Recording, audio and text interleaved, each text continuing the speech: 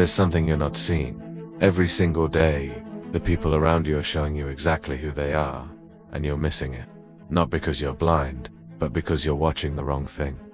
What I'm about to show you, most men will never learn this. Not because it's complicated, but because once you see it, everything changes. Your relationships, your business, your family, your friendships, all of it gets rewritten. And most people would rather stay comfortable than see the truth.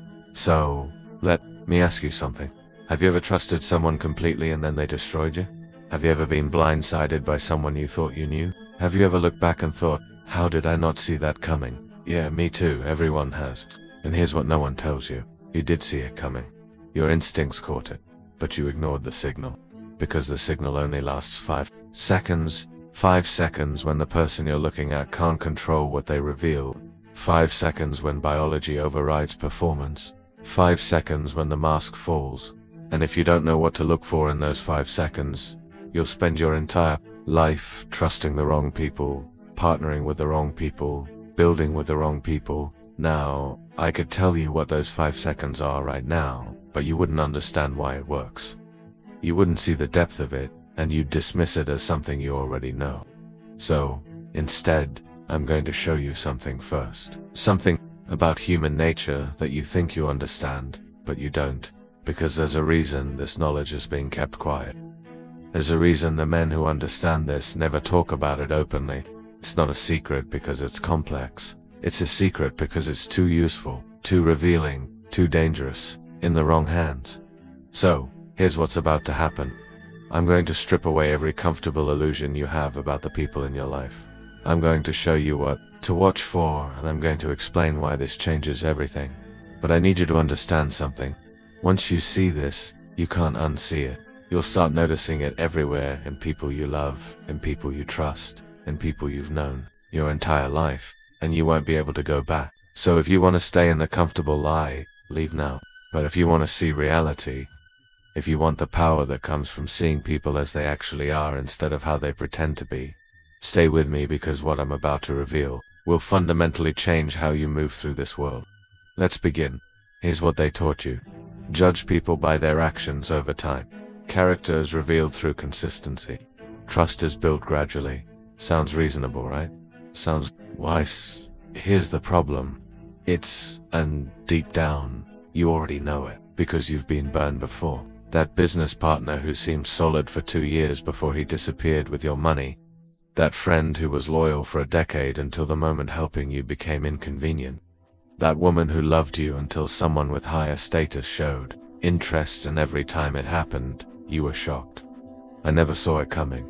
They seemed like such a good person. I trusted them completely. Of course you did, because you were watching the performance. See, here's what most men never learn.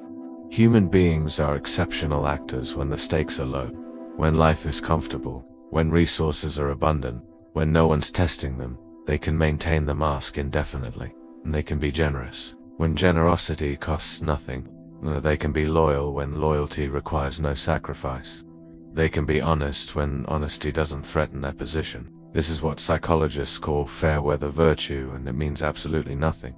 You want to know someone's real character, you need to see them when the conditions change, when they lose something, when fortune turns against them, when the universe says no in a way they didn't expect.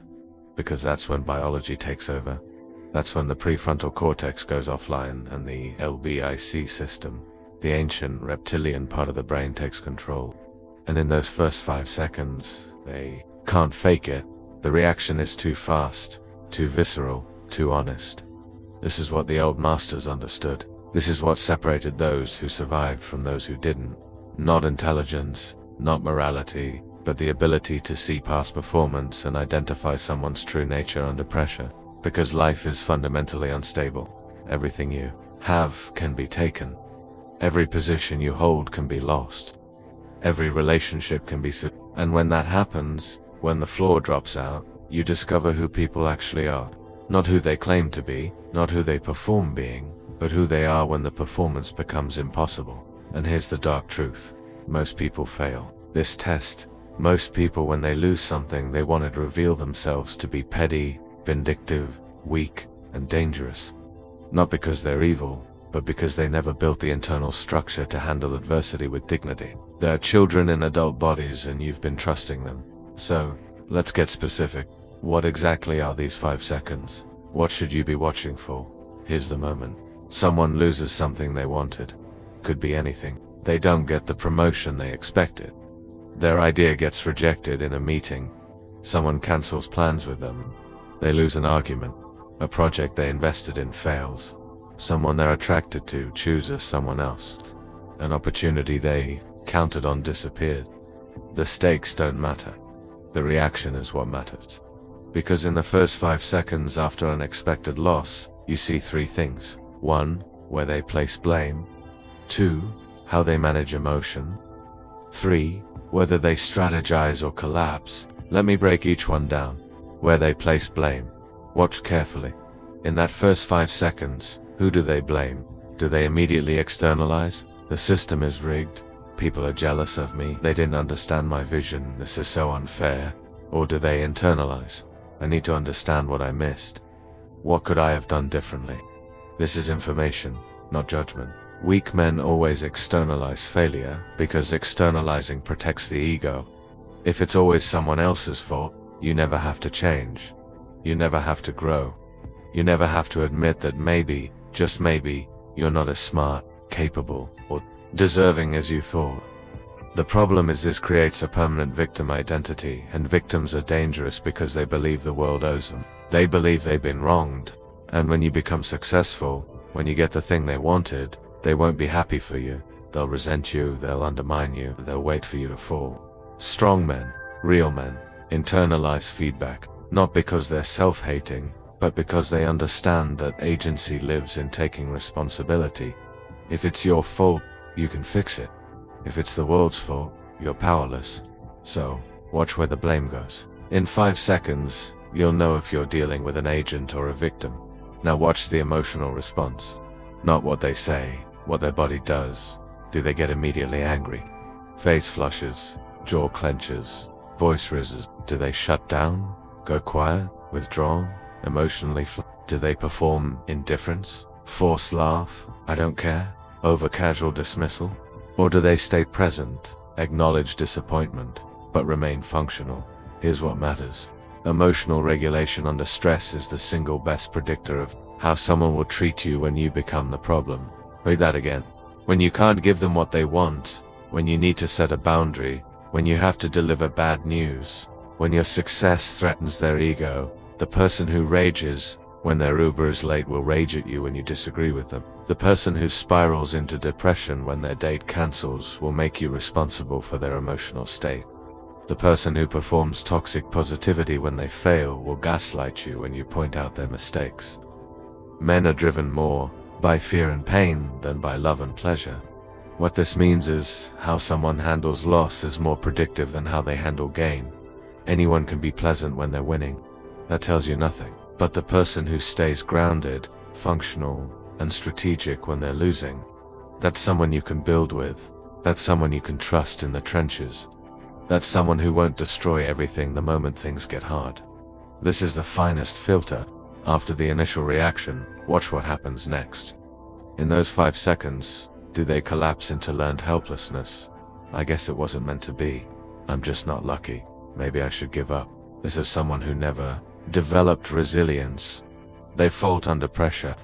They'll abandon you the moment your shared project faces obstacles. Or do they immediately start problem solving? Okay, what's another path? Who else can I talk to? What did I learn from this? This is someone with agency, adaptability, strategic thinking. This is someone who's been tested before and survived. The leaders who survive catastrophe aren't smarter.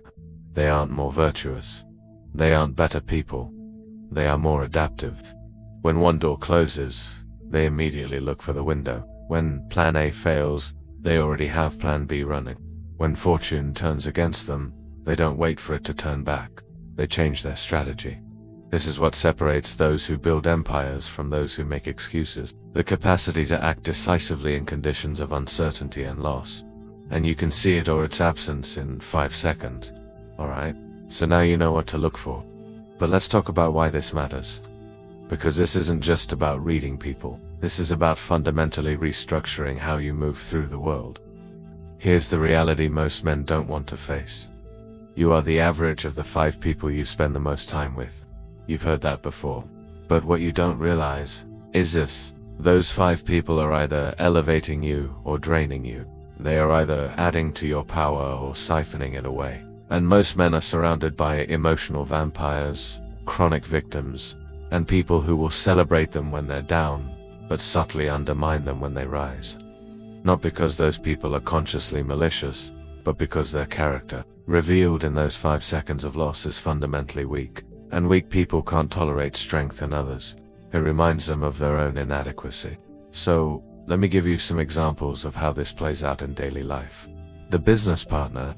You're considering going into business with someone. They seem sharp, ambitious, aligned with your vision. Then you're in a meeting together and a potential investor says no. Watch the 5 seconds. Do they blame the investor for not getting it, get defensive and make excuses, or immediately pivot to who else can we pitch? That 5 seconds tells you how they'll handle the inevitable failures that come with building something. If they can't handle a no from an investor with grace, how will they handle a failed product launch, a lost client, a market downturn? You just saved yourself years of misery. The romantic partner. You're dating someone. Everything's great when you're available, attentive, and giving them what they want. Then one day, you're busy, you can't text back immediately, you need to cancel plans because of a work emergency. Watch the 5 seconds. Do they get passive-aggressive, withdraw affection as punishment, make you feel guilty for having boundaries, or do they handle it like an adult? That 5 seconds tells you if they see you as an autonomous person or as a resource that exists to meet their needs. And if it's the latter, run, because that doesn't get better, that gets worse. Marriage, kids, stress, financial pressure, all of that will amplify whatever you see in those 5 seconds. The friend. You've known this guy for years. He's always been cool when you were both at the same level. Then you get a big win, promotion, business success, new relationship, weight loss, whatever. Something that elevates you. Watch the 5 seconds when you tell him. Does he genuinely celebrate you? Or do you catch a micro expression of envy, resentment, or dismissal? That's cool, man. But immediately changes subject or diminishes achievement. That 5 seconds tells you if this is real friendship or proximity. Real friends are energized by your wins. Fake friends are threatened by them. And the moment you start winning consistently, they'll reveal themselves. Now, here's where this gets dark, and I need you to stay with me, because this is the part most people can't handle. Once you start seeing this pattern, you're going to realize that most of the people in your life fail this test. Your parents might fail it, your siblings might fail it, people you've known for decades might fail it, and you're going to have to make a choice. Do you keep investing in people who've shown you in 5 seconds of unguarded truth that they're not capable of being who you need them to be? Or do you have the courage to create distance? There's an old principle, it is better to be feared than loved if you cannot be both. People misunderstand this.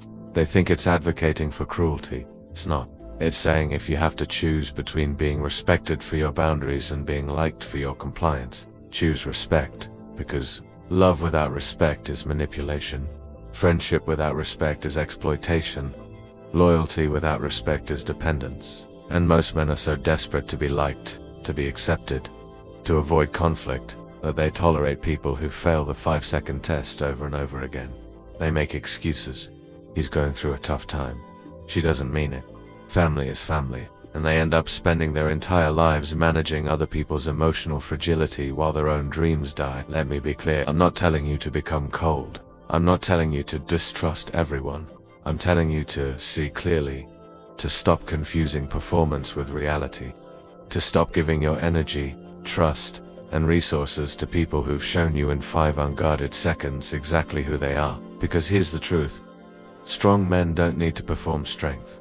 Loyal people don't need to proclaim loyalty. Emotionally mature adults don't collapse when life says no, and the people who do perform, proclaim and collapse. They're telling you exactly who they are. You just haven't been listening. So, here's what I want you to do. For the next 7 days, just watch. Don't change anything. Don't confront anyone. Just watch. Watch what happens when someone doesn't get what they want. The promotion, the attention, the validation, the deal. Watch those first 5 seconds. Watch where the blame goes.